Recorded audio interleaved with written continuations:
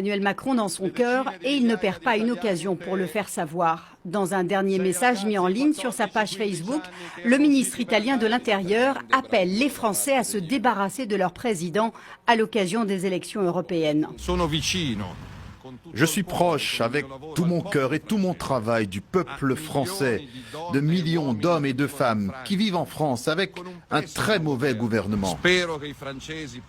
J'espère que les Français pourront se libérer d'un très mauvais président et l'occasion est celle du 26 mai, quand le peuple français pourra reprendre en main son avenir et son destin, son orgueil mal représenté par un personnage comme Macron.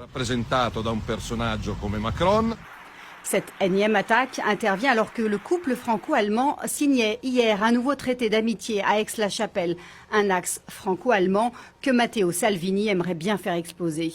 Quelques jours plus tôt, c'est un autre ténor du gouvernement italien qui accusait cette fois la France d'appauvrir l'Afrique. Si la France ne décolonise pas des dizaines de pays pour lesquels elle imprime elle-même des francs CFA, alors nous continuerons à avoir une Afrique pauvre et une Europe hypocrite. Si ces propos ont déclenché la colère des autorités françaises, en Afrique, ils trouvent un écho favorable. L'Europe est en train de comprendre petit à petit comment la France puise sa puissance, puise sa richesse en Afrique. Si la France permettait aux dirigeants africains d'installer des entreprises, de résoudre les problèmes du chômage, on n'aurait pas des migrants vers la Méditerranée.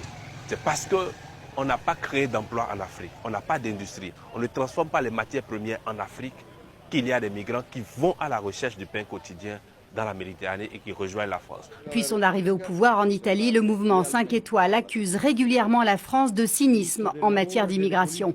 Paris, qui s'était engagé à recevoir plus de 7000 migrants en provenance d'Italie, n'en a accueilli à peine 10%. De quoi alimenter la rancœur.